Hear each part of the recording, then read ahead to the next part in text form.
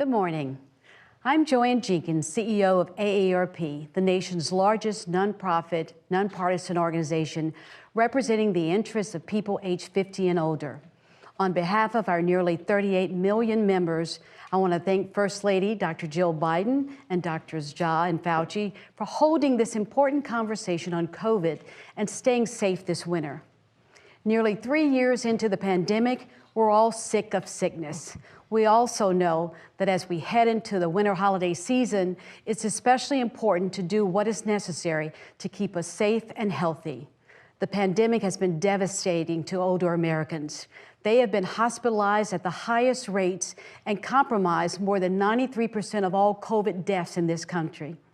And now we're also seeing dangerous increases in the flu and RSV as well. But the good news is that each of us has the power to significantly reduce our risk of getting sick. We hear you that there are continued questions about vaccines, which ones you need, how many and what other treatments are available. We're going to answer some of those questions today. In addition, I know many of you joining us are also caring for a parent, spouse, sibling, or friend. We want to use today's conversation to help arm you with the information you need to keep your loved ones safe as well. Today's conversation is an opportunity for you to hear directly from the experts. I hope by the end of the conversation, you have answers to the questions and the information you need to act so you can stay healthy this winter.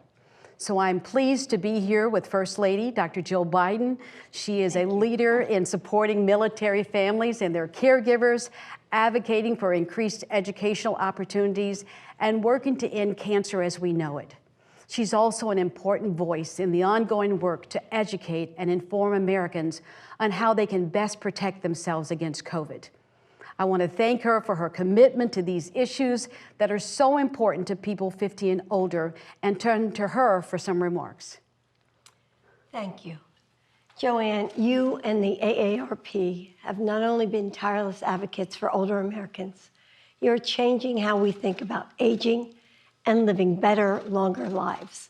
So thank you for your partnership and for your leadership. And I'm so grateful to all of you for being here with us today, because this time of year is busy, to say the least. I know that you probably have holiday shopping to do, cards to address, or cookies to bake. Perhaps you're wrapping up end of the year work or planning parties for the people you love. It's not easy, is it? Sometimes the holidays feel like a full-time job on top of volunteering or organizing or your real full-time job. But we do that work because it makes the magical moments of this season possible, when our homes are filled with the aromas of our favorite family recipes, when we see big smiles on little faces as they open that perfect present. You know, when we have the chance to look around our full table, a clamor of laughter and love, and just feel grateful.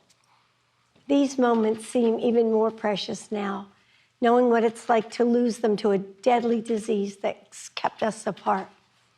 Which is why the most important thing you can do to prepare for your holidays is to get your updated COVID vaccine. And if you get it now, you'll be protected in time for winter holiday gatherings. This updated vaccine offers the best protection for you and your family against the version of the virus we're facing today. It reduces the risk of catching or spreading the disease, and it helps protect you from ending up in the hospital or worse. It's free and available all over our country. I know you're busy, but this is important. I just got mine too. So join me, because your president and I care about you, and we want to make sure that you stay healthy. Go to vaccines.gov today to find an appointment near you. Now, I know that, you might have some questions. So I invited Dr. Jha and Dr. Fauci, two of our nation's top COVID experts, to be with us and answer your questions. And let me say that we're especially lucky to have Dr. Fauci who is leaving his current role at the NIH soon to begin the next chapter of his career. So I'm going to have to run, but I'm glad to leave you in the capable hands of our doctors. Dr. Jha? Well, Dr. Biden, thank you, and thank you for your support. And I know this is an extraordinarily busy time of year, and we're so grateful that you took some time to come and talk to us. Thank you. And Joanne, thank you for the partnership. It has really been extraordinary. We are grateful for that. We do have lots of questions, and so let's get to the questions. Hi, my name is Endai Williams, and I'm from Washington, D.C. Thank you for the opportunity to join you today. I have a question about the different vaccines and boosters. I hear confusion from friends and family around the new bivalent vaccine and whether they need it. If someone has had 2 vaccines, why do they need the bivalent? And what is the difference from the original vaccine and boosters?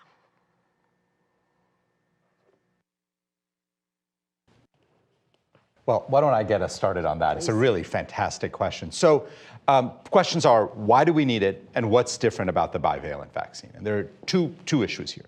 One is that this virus has continued to evolve over the last 2 years. The original vaccine we had was targeting the original virus. The virus out there today is very different. And so that's why we need an updated vaccine, because it targets the virus that's out there. The second issue is that immunity can wane over time. This is why people need an annual flu shot, because the virus changes and your immunity changes. Well, in the same way as we've seen waning immunity against COVID, getting that updated bivalent vaccine is the single most important thing you can do to make sure immunity is up to date and that you can fight the virus that's out there. Dr. Fauci, do you want to add anything to that? Yeah, and just to underscore the important point, a lot of people ask us, well, you know, I got measles vaccine, I got polio vaccine. I never had to get another vaccine of the same type. Why do we need to do that? And it's just exactly what Dr. Jha said. Other vaccines of the other types give you immunity that's lasting in decades and sometimes a lifetime. Unfortunately, that's not the case with COVID. So we've got to keep up with that virus and keep up with the waning immunity. When we do that, we're going to wind up being safe. That's the reason why you need your updated COVID booster. So, Dr. Fauci, I'll go back to you with one of our first questions from our members who says, I got boosted, but I still got COVID. How is another shot going to help me from getting COVID again? Well, that's a great question. It relates to the prior question. Even if you've gotten COVID and you've gotten vaccinated, again, the immunity that protects you against the possibility of getting infected 3, 4, 5 months later mean you've got to keep your body defenses up to date. When you do that, you dramatically diminish the possibility of getting infected, and also, importantly, dramatically diminish the possibility that you're going to get seriously ill, requiring hospitalization. And if you got the COVID, how soon after you've had COVID should you get another booster shot? It's a great question, Joanne, and great question to whoever asked that. I'll tell you what I recommend my family. I tell my family you should wait about 3 months. Question is, why 3 months? Because after you've had an infection, you get some immunity benefit from that infection, your immune system gets revved up. You want to give your body a little bit of time. After about 3 months is what we think is ideal. And then after that, getting another vaccine on top of that really, really builds up your protection, especially right now with so much virus circulating out there. If your infection was mid-September or before, you're eligible. I would go out and get the shot now. And Dr. Fauci, we're in flu season. We have a lot of questions coming in about mixing a flu shot with the COVID vaccine. George from Ohio asks, is it okay to take the flu and COVID vaccine at the same time? George, the answer is absolutely yes. It's very appropriate to do that. And it's important too because you can get it all over with in one visit. You can get the flu shot in one arm, the COVID shot in the other, and you're out. You're good to go. And I'll add, Joanne, that when I got my shots this fall, I got both in the same arm. My arm was a little sore for about 24 hours, but it was one and done. It's really easy. It's totally safe. It works. Your immune system's very good at being able to handle 2 vaccines at once. And so that's what I recommend to my family and friends. Dr. Jha, you know, it's been nearly 3 years since the start of the pandemic. Quite frankly, we're sick of it. We want to know what the future is going to look like. Kenneth from Washington State asks, will COVID ever go away? I want to know what to expect, and will I have to get a shot every year for the rest of my life? Yeah, it's a great question, Kenneth. I think we're all sympathetic to this. We're all a little tired of this virus. But here's some good news. The good news is this virus does not have the same impact on our lives that it did 2 years ago, or even what it did last year. And that's because of us, because we have updated vaccines, we've got treatments. So will COVID be around forever? Well, COVID's going to be around for a long time. Will COVID continue to be disruptive? Need not be. We can get on with our lives. We can do the things that matter to us if we do certain things. And that's keep up on the vaccination, get treated if you have an infection. If we do that, absolutely we can stay on top of this virus. In terms of will we need vaccines in the future? We don't know. We'll see what happens. At least in my mind, it's possible, maybe even likely, that we might need a new COVID vaccine next fall. But you know, I've been doing that with flu vaccines for my entire adult life. Every year I go out and get a new flu vaccine. I expect that for many of us, going out and getting an annual COVID vaccine will become a normal routine thing. And it's important, if you do it now. We're getting into the holiday season, as Dr. Biden had mentioned, and that's when families get together, when transmission occurs, when you're in an indoor setting. So you heard what Dr. Jha said, do it, but if you do it now. Don't waste any time. Go out there and protect yourself for the holiday season. And perhaps both of you could chime in on this one, a situation in nursing homes. So many of the more than 1 million COVID deaths in the U.S. were in nursing homes. There seems to be an improvement in some cases, but Lynn in California says, my father is in a nursing facility. She says she feels helpless. What is your advice on what she can do to prevent him from contracting COVID? Yeah, it's a great question. Nursing homes have, in fact, suffered so much, or people in nursing homes have suffered so much. We're doing a lot to try to encourage nursing homes to make sure that every resident is being offered the vaccine. It's actually a requirement that every resident should be getting offered it. To Len, what I would say is make sure that your father's being offered that COVID vaccine. Single most important thing for your father's health protection this winter is making sure he's gotten that updated bivalent vaccine. So that's number one. If the nursing home isn't offering it, get a family member, a loved one, to help him go to a CVS or a Walgreens or a Walmart and get that vaccine. And then the second thing I will add, which I think often don't talk enough about, is if he does end up getting an infection, if anybody in a nursing home or anybody elevated risk, getting treated is critical. We have so many good treatments now. They're widely available, they're free, and people should be getting treated as well. You might want to add one other thing to get that extra level of protection. You're vaccinated, your family member's vaccinated. You might want to test yourself before you go in and visit, just to make doubly sure that you may not have gotten infected and you have no symptoms. If you put that together with vaccination, you really have a really good confidence that you're going to be safe. And Dr. Fauci, what do we say if we have a family member who is still hesitant about getting the vaccine? Well, I would reason with that person by just showing them the data. And the data are overwhelmingly dramatic. If you look at the curve of deaths and hospitalization among unvaccinated people compared to vaccinated and boosted people, you really don't need a statistician to tell you what the right thing to do is. It really makes a lot of sense to protect yourself from serious illness and even protecting your family from getting them infected. Get vaccinated and just try. You've got to be gentle. You don't need to force people to do anything. We don't want to coerce anybody, but appeal to their reason that the data are overwhelming in that direction. I think that's so important. And with the holidays approaching, we've had lots of questions about safety of gathering with friends and family, especially if loved ones haven't been vaccinated. So Lucy from Maine asks, since we've been vaccinated, how dangerous is it to be near our grandchildren? They have not been vaccinated beyond what's required in the schools. Right. Well, vaccination, again, is the answer. So if you want to protect your grandchildren and vice versa, even though the grandchildren are not required to get vaccinated, if they are within the age, which is now 6 months or older, I would encourage the family. So if you're the grandparent, I would encourage my child, who is the parent of my grandchildren, to get their children vaccinated. How do you tell the difference between if someone has COVID or the flu? Well, there are tests for COVID that are very precise. There's also tests for flu, not quite as good and readily available as the tests for COVID. But the important thing I think you're alluding to is that the symptoms, at least early on, are very similar. Upper respiratory, a little sore throat, a little ache. But one has a much worse potential of making you seriously ill. And Joanne, can I add one thing to the conversation earlier about the kids and the grandkids? You know, I have 3 kids who are still under 18, a 10-year-old and 2 teenagers.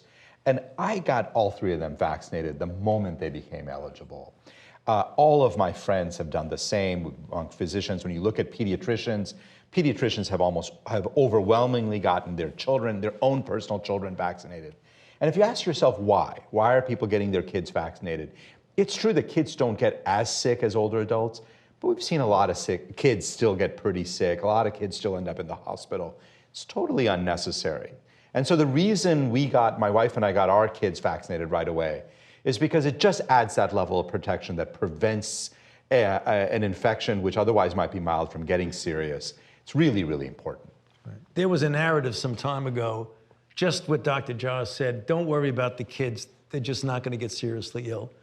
You know, there are almost 2,000 children who have died. There are 20,000 who have gotten hospitalization. And then there's long COVID, which is a prolongation of symptomatology. So don't underestimate the impact it could have on children. Absolutely correct. Children tend to do much better than adults, particularly elderly, but they are not exempt from serious illness. So very important for all of us going into the holiday season. So Joanne from California asks, is it okay to take the shingles vaccine with a COVID shot? So immunologically, it's fine. You can take multiple shots at once. It is true that the shingles shot does have this adjuvant that can give you kind of a significant reaction, not harmful, but can give you a lot of aches. And so there are people who space them out, maybe take them a couple of weeks apart. Again, with flu and COVID, I think it's not only totally safe, very common practice, I encourage it. But when it comes to shingles and COVID, I think sometimes spacing them out for a couple of weeks between them two can be pretty reasonable. Dr. Fauci, do you agree with that? I totally agree. And you don't want somebody to go in and wind up getting achy for a prolonged period of time. Separate them the way Dr. Jha says. Like immunologically, it doesn't make any difference. But you probably want to spare yourself getting too much achiness after a vaccine. So I would recommend, for myself, I would separate them by 2 or 3 weeks. So last question from Kay from Colorado. For people who are immunocompromised, should they take the vaccine? This is a good question, and there's been a lot of confusion on this. The short answer is they absolutely need to get the vaccine. In fact, I would argue it's as important for them as any group. There's been some confusion on this, that somehow immunocompromised people should not. Quite the opposite. Immunocompromised people are at elevated risk of a bad outcome from COVID. Vaccines provide a very important degree of protection. Now, depending on your immunocompromised state, some people get moderate benefit, other people get substantial benefit. But it is absolutely essential if you're immunocompromised to get vaccinated. And then depending on what's causing your immunocompromised state, talk to your doctor about what else you can be doing. Last thing, and I know I've brought it up a couple of times, if you get that infection, make sure you are getting evaluated for treatments, because we really have fantastic treatments now. They make an enormous difference at keeping people out of the hospital. I just don't believe anybody who's at elevated risk should not be getting treated at this moment. We're at a point where treatments should be widely used, and that's what we're encouraging. Dr. Fauci, do you agree with that on immunocompromised? Absolutely. You know, it's one of the big misconceptions. I get phone calls as an infectious disease doctor all the time saying, you know, I have a family member, they're immune compromised, they're on an immunosuppressive drug for whatever underlying disease, so I don't really want to get them vaccinated. Aren't I correct? And the answer is exactly the way Dr. Jha said. That's precisely the reason why you want to get them vaccinated, because they need that protection. It may not be as broad and good as if they were otherwise healthy, but some protection is always better than no protection. And that's the reason why you really want to encourage those people to get vaccinated. So I think that was the last of the questions I had from our members. Anything we didn't ask you that we should have? Dr. Fauci, do you want to? Well, it isn't that you didn't ask, but I think we want to end with the emphasis that we're all talking about. Don't wait. If you wait, you put yourself at risk. We're entering the colder months of the late fall and the early winter. We're all going to congregate with our families and friends for the holidays. If you are up to date, great. If you are not, get vaccinated now. Yeah, as Dr. Fauci said, we are at a point in this pandemic where the truth is it's really important to gather. It's really important to spend time with family. As Dr. Biden reminded us, this is an extraordinarily important time of the year for families across America. And the good news is we can do these things safely now, but the most important part is be up to date on your vaccines, get this new bivalent vaccine, get treated if you end up getting an infection, use testing to keep people safe. There's so many things we can do now to make sure that the things that we have missed out on the last 2 years, we don't have to miss out on them again. It's up to us, and it's really important that we take this opportunity and do the things that are going to protect ourselves and protect our families. Well, and I know that, I think it's so important that each of us can do our part to make sure that we get our vaccinations up to date, particularly with respect to COVID. I know I've already done mine, encouraged all my family and friends and all my colleagues and all of our 38 million members at AARP, and indeed all Americans and people around the world to do it. This is important. This is something that we can do to help protect ourselves and our loved ones, particularly going into this holiday season. And Joanne, just as we wrap up, I want to say thank you again for your partnership, but more importantly for your leadership. AARP has been out there on the front lines, pushing all of us, pushing our country, pushing our policymakers to do right by seniors, to make sure that we have policies and practices in place that keep seniors safe, that keep them healthy, that keep them protected. And we are delighted to be a part of this partnership. So thank you, Joanne. Thank you to AARP. Thank you. Have a great day, everybody.